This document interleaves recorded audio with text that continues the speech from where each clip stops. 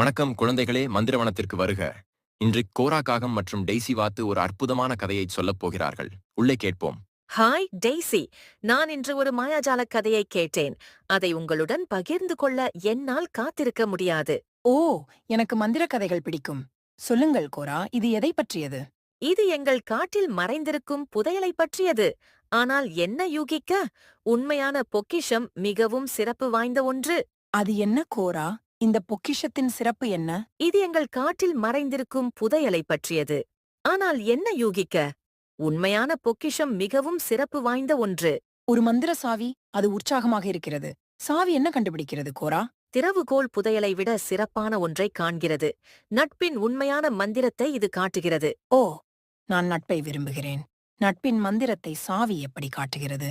நீங்கள் சாவியை பயன்படுத்தும்போது அது ஒளிரும் மற்றும் உங்கள்